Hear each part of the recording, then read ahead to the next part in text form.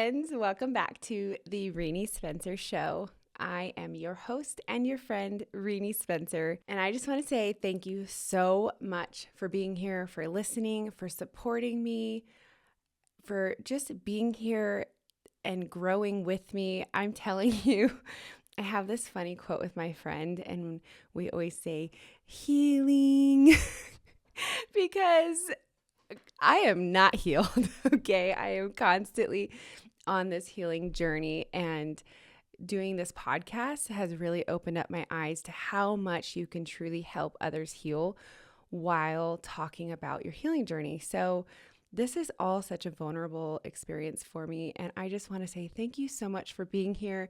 Thank you for trusting me, and thank you for growing with me because I could not do this without you. Speaking about my own healing journey, today's episode is one that I have been dying to dive into.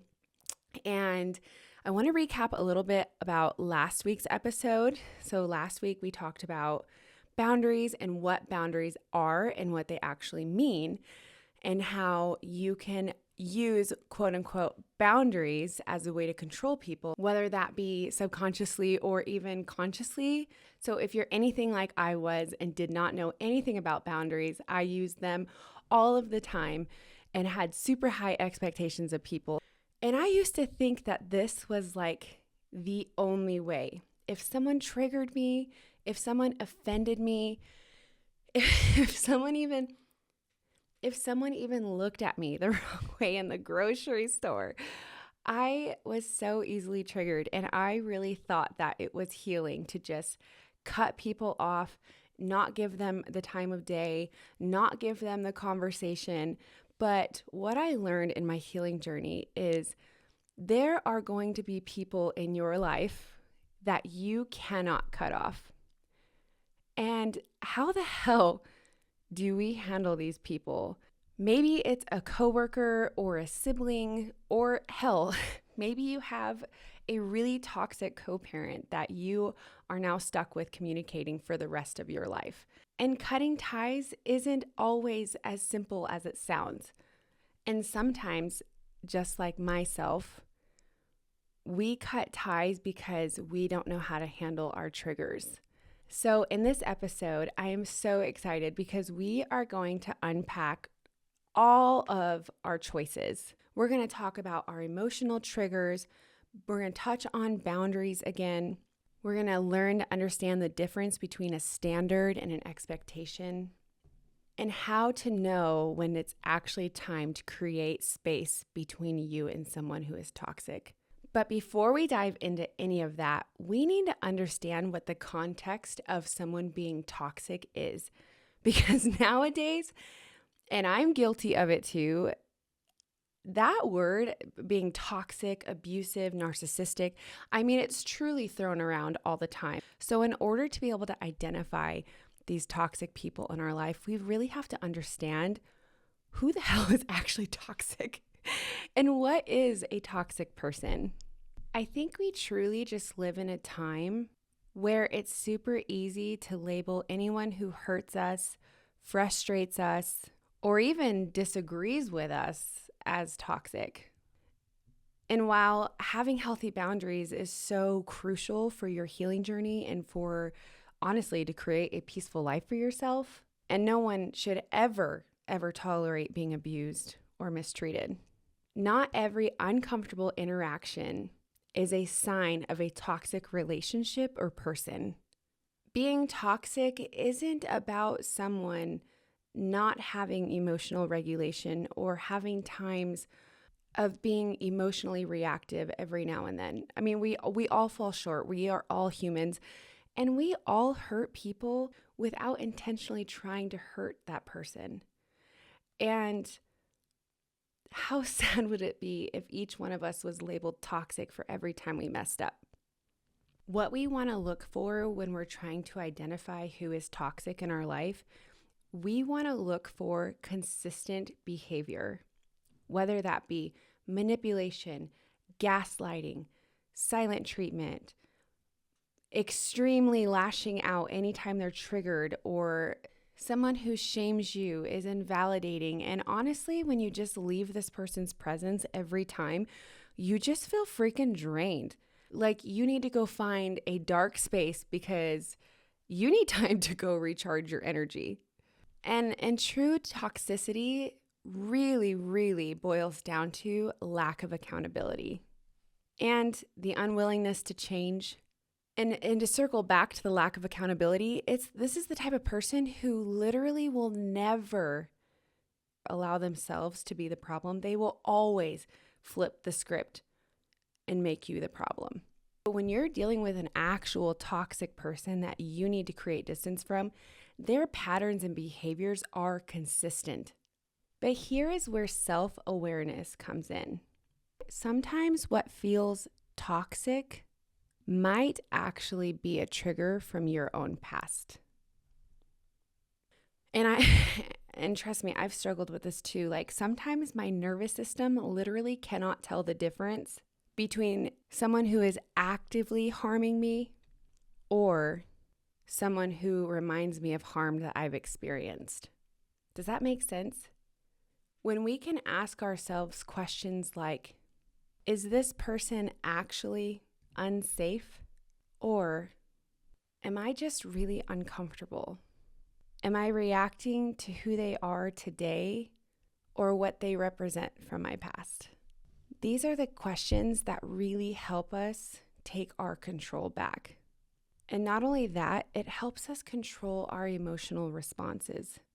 And I don't want you to be confused. Taking responsibility of your own reactions, this does not mean that you should be excusing harmful behavior. This means you are choosing to stay in charge of how you choose to show up, regardless of how somebody else acts. This really means that you are allowing your triggers to not speak louder than the truth. And I think for a lot of us who've really come from trauma, I think this is really hard for us to identify sometimes because we have our guard up and our walls up so high that anything that feels slightly uncomfortable, our brain remembers like, oh, this isn't safe. This isn't safe. So what do I need to do? What did I do before to keep myself safe?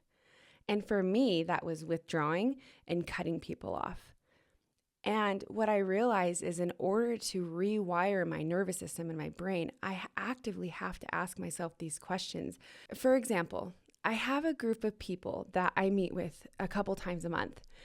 And honestly, you know when you're just around people who are really good people, but you just don't feel like they're your people?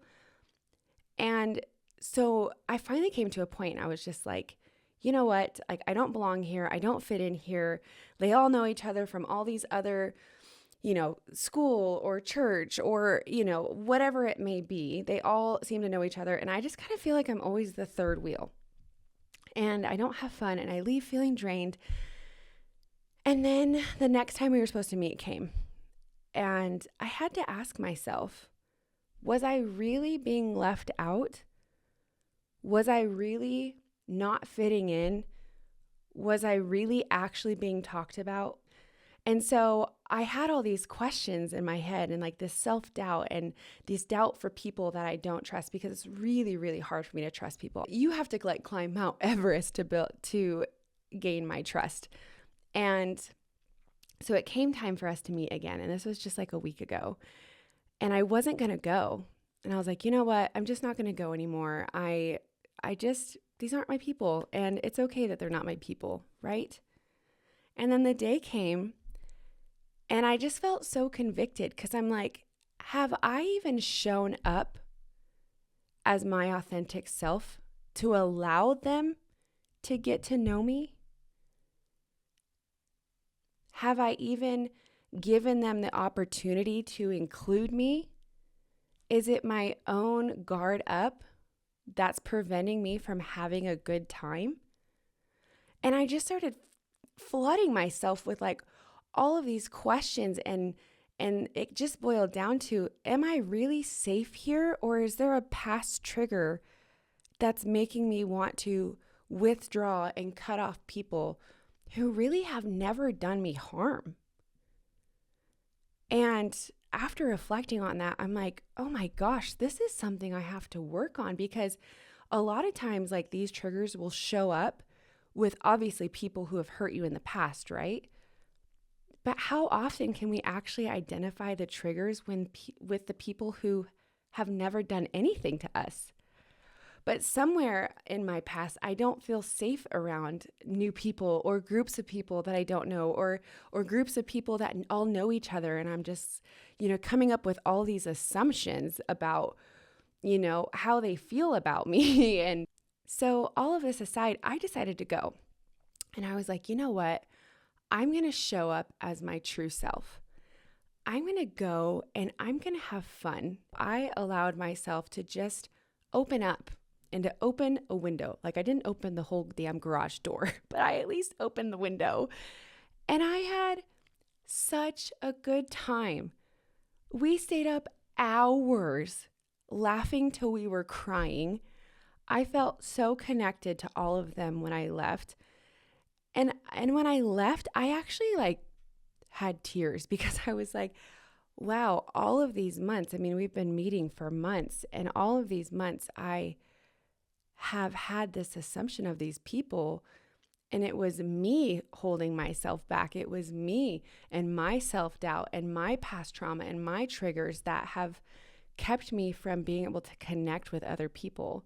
So at the end of the day, what I want to express about identifying who's actually toxic and being self-aware with your own triggers is, we all have emotional blind spots. But when we commit to being self-aware, we stop giving other people the power to control our peace. And honestly, we stop allowing our thoughts to control our peace, because how often do our thoughts lie, right? All the time. And with this new self-awareness, we allow ourselves to make decisions based off of what aligns with us and with our goals, instead of from our reactions. Because I could have easily been like, I am never joining this group of people ever again. Like, they make me feel so uncomfortable. And I would have missed out on so much fun. And I have missed out on so much fun. And another key part of being self-aware is understanding the difference between accountability and an attack.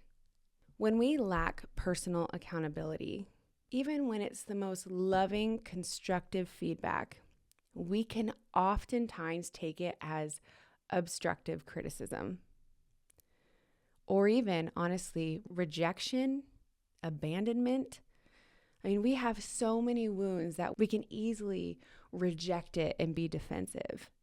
And the hard truth is, we need people in our lives who are going to be honest with us. This can feel triggering, right?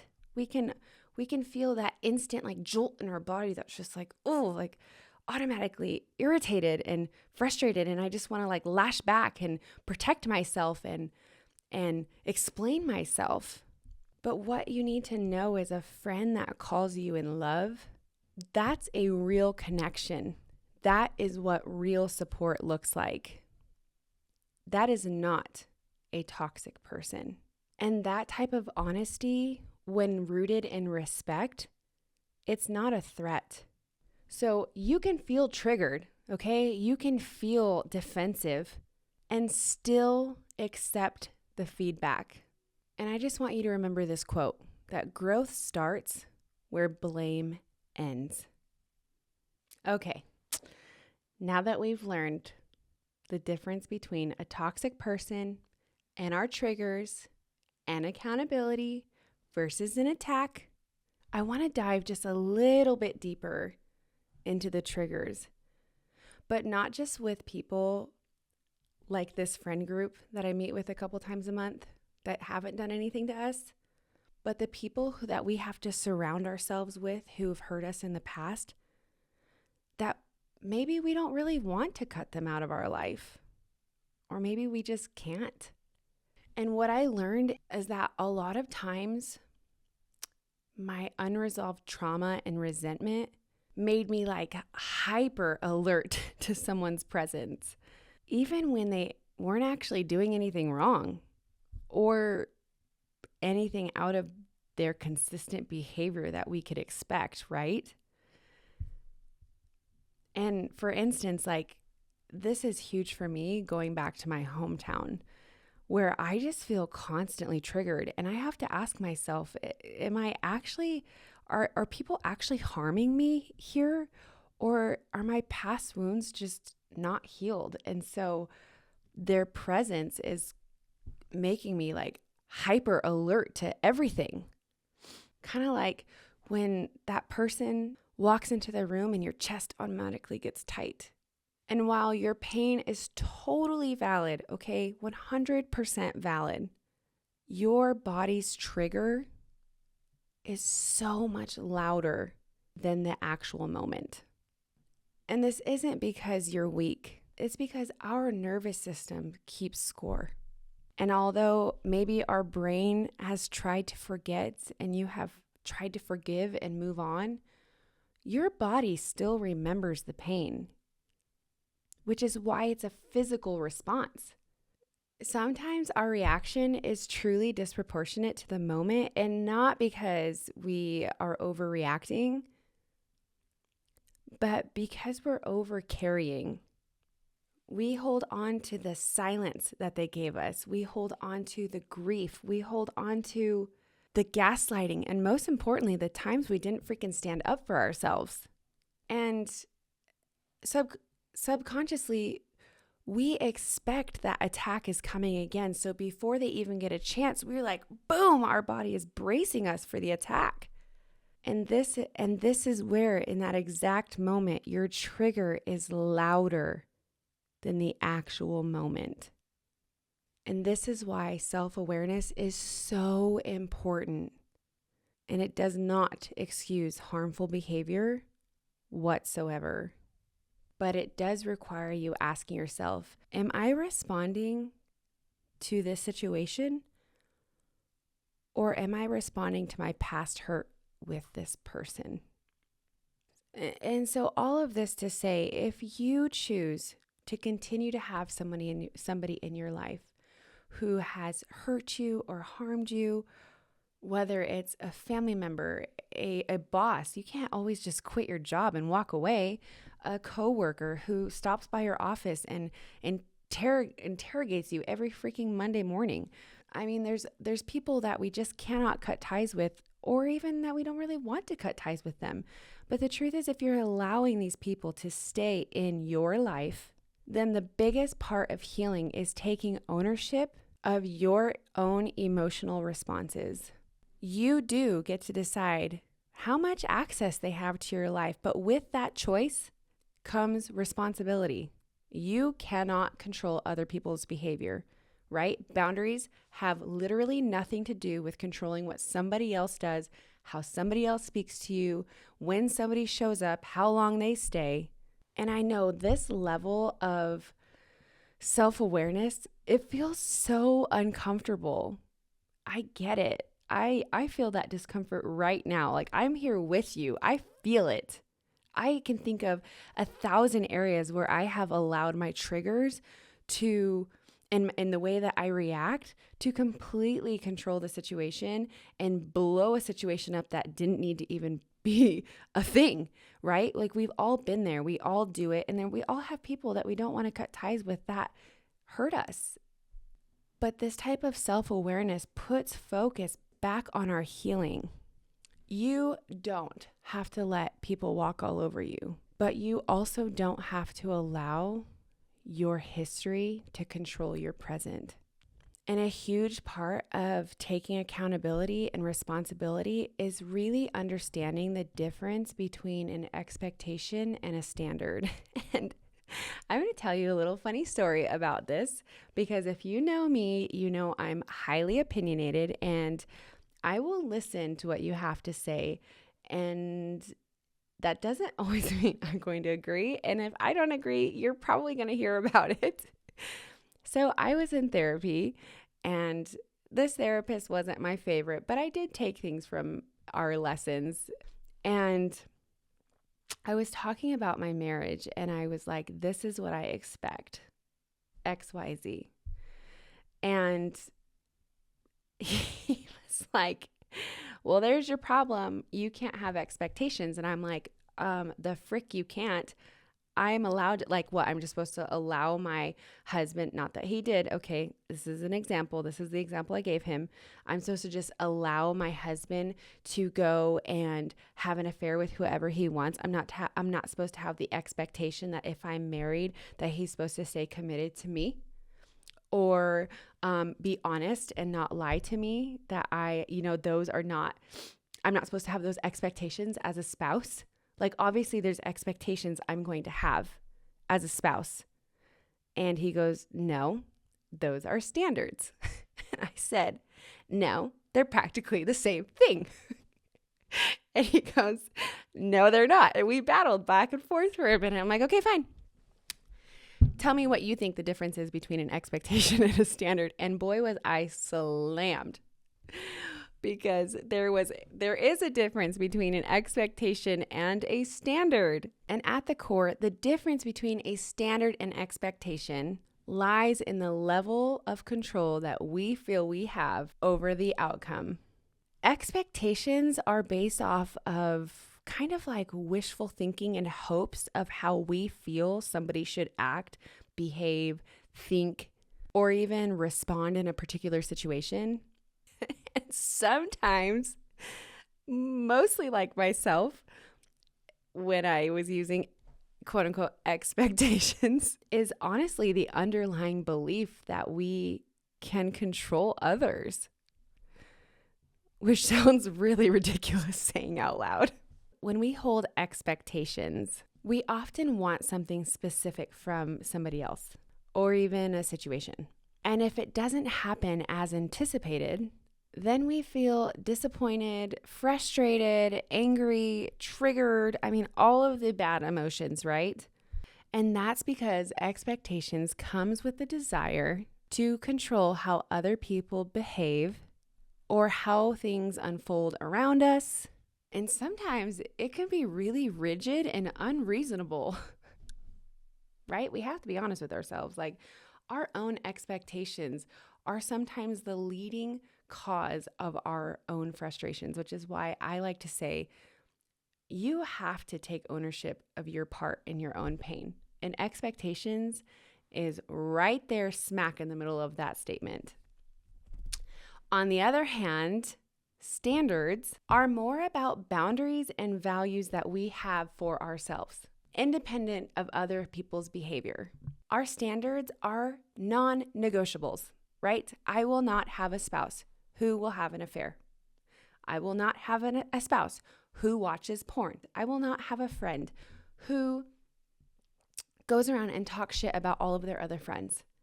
Standards are what I am willing to accept and what I'm not. That's it. You can go do all the things that you want to do. You can lie, you can betray, you can talk about me to all of your friend group.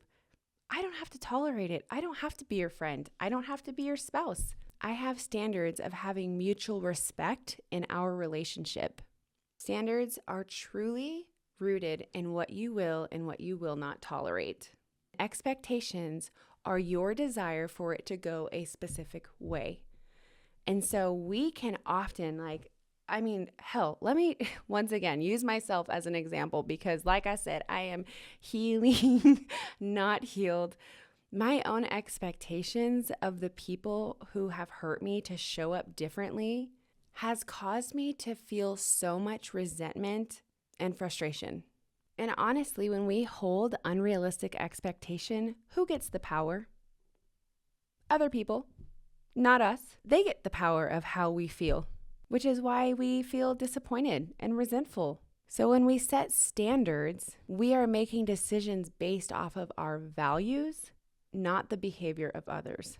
So now that we've taken such a deep dive into what being toxic really means, and we've done some really honest and uncomfortable self-reflection, that there are people in our life whose behavior continues to hurt, manipulate, or even just drain us.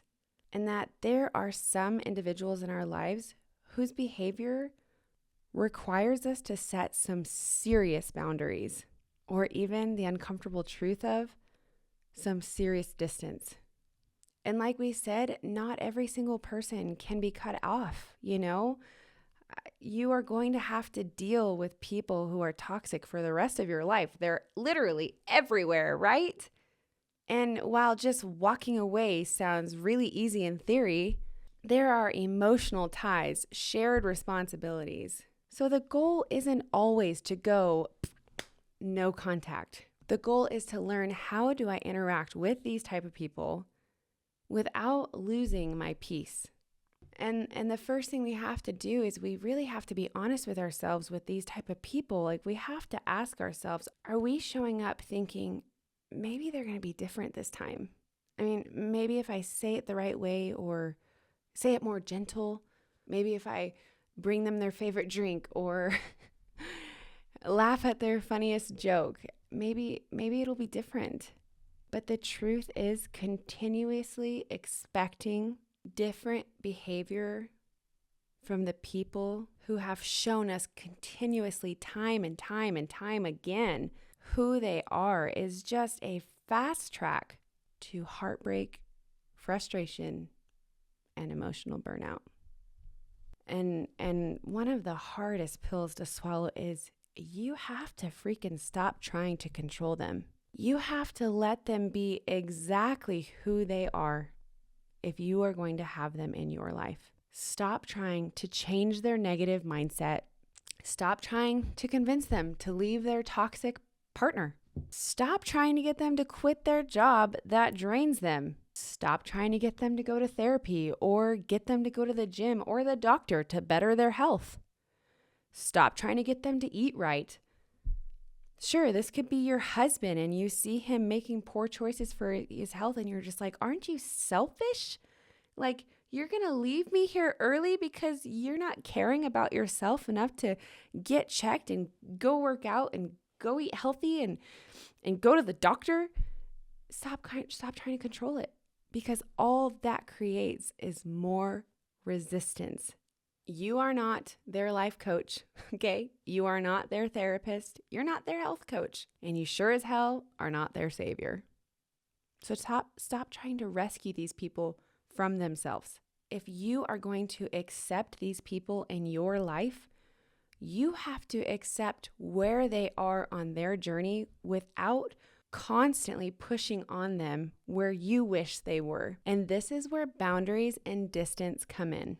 And this might look like limiting conversations to specific topics, walking away when they get aggressive, giving an upfront timeline of how long the phone call is going to be. Hey, I only have 5 minutes. I'm so excited to talk to you. At 4:45, I'm going to have to let you go. What's up? Oh, it's 4:45. Like I said before, I'm so sorry. I got to go. I'll talk to you soon. Okay? Limit your conversations. Limit your time. This even might look like giving yourself permission to mentally prepare to be around them and giving yourself time to decompress when you leave them, right? There are just some people, when we leave, we need that time to decompress and to regulate our nervous system. Give yourself permission. Find the thing that helps you regulate and do it.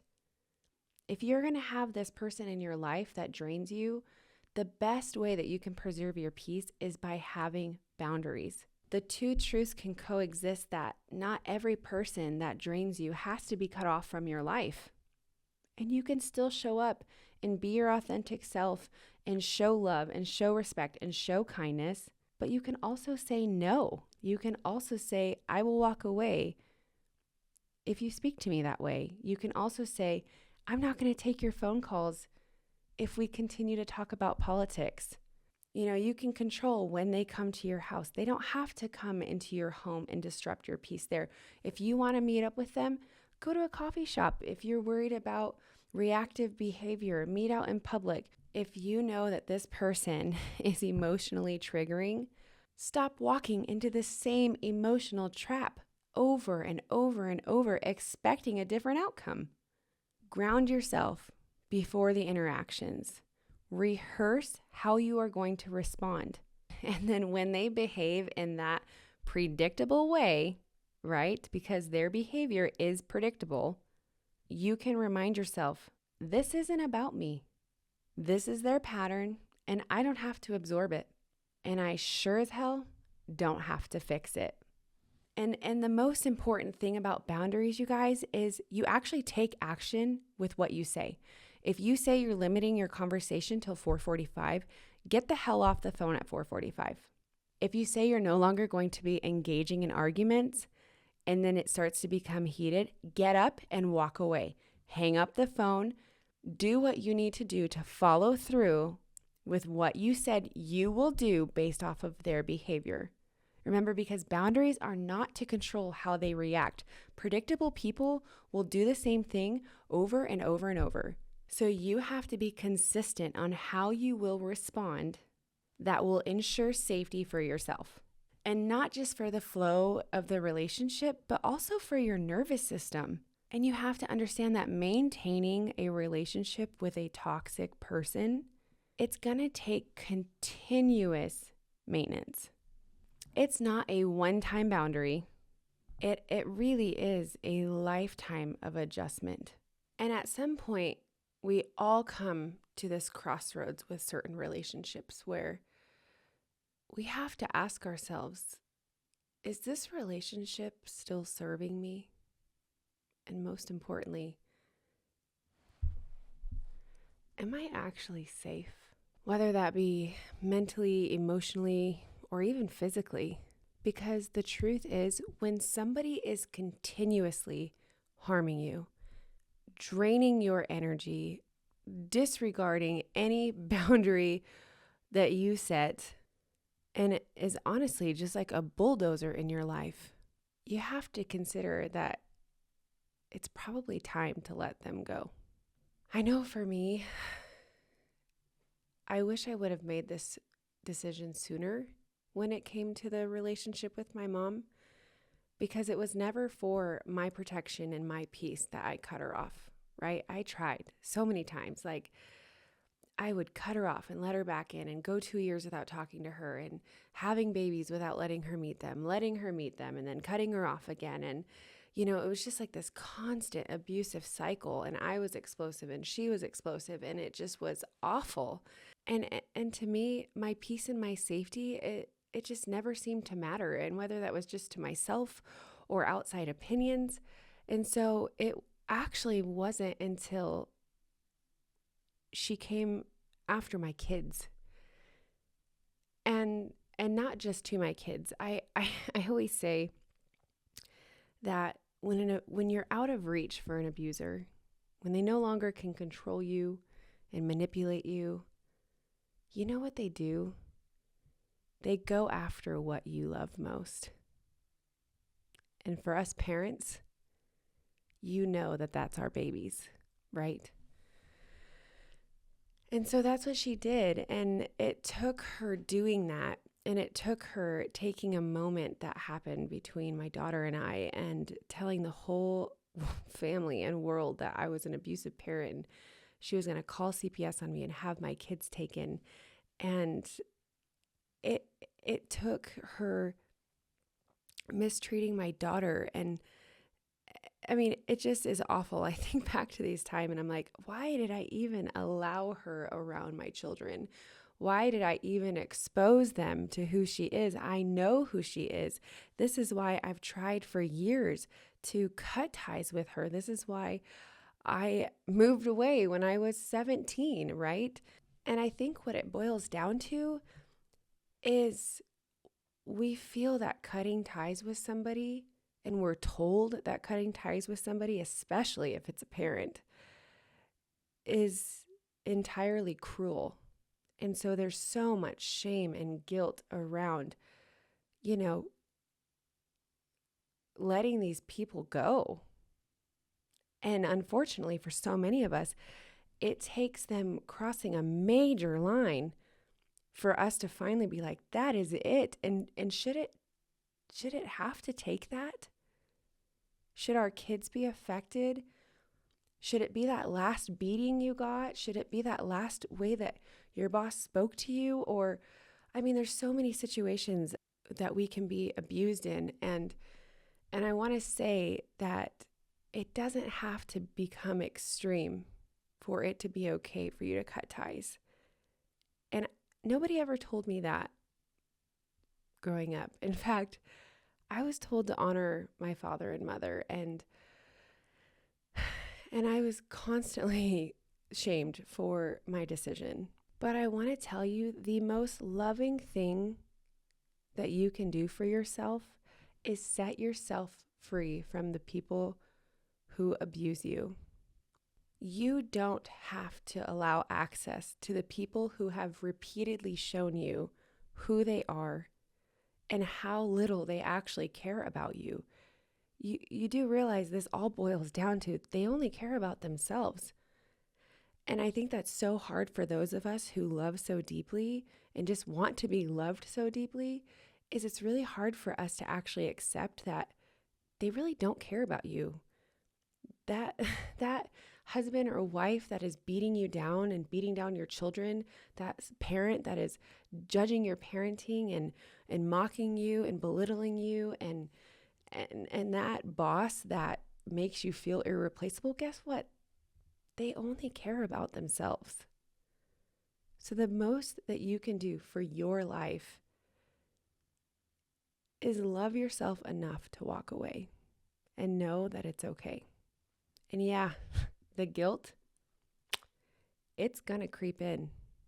And the shame, oh yeah, it's for sure going to whisper in your ear that, don't you think you're giving up a little too soon? And the outside opinions, they're gonna come flying whether you ask for them or not. Just know that all of these opinions come from people who have no idea what it's like to live in your shoes. Even a sibling. No two siblings have ever been raised by the same parents. Just know you are allowed to walk away from dysfunction for you. You're allowed to choose yourself and to choose your safety. And quite frankly, the people who love you will never ask you to sacrifice yourself to stay connected with them. So if you're truly wrestling with yourself about the decision whether or not you need to cut ties with somebody, let this be your permission to take care of yourself first. Healing and self-awareness, sometimes that means letting go. And just remember, what you walk away from is just as important as what you're walking towards. And I just want to say, I love you, and I know how hard this whole entire topic is, and that's okay. Give yourself grace today. And I want to challenge you to reflect on the relationships in your life. And I want you to think about today, where can I set a boundary today? And make it small. Maybe it's as easy as saying no, or limiting that phone call to only 5 minutes, or hell, not answering the phone call at all. And I want you to consider whether or not your expectations are actually realistic. And are you allowing somebody else's actions to trigger deep emotional wounds from your past? And not just your actions, but reflect on your thoughts, because our thoughts are powerful. And I know I've missed out a lot in life because of my own thoughts and my own triggers. Thank you so much for joining me today. This episode is by far my favorite, and maybe it's because I have the most freaking work to do with it.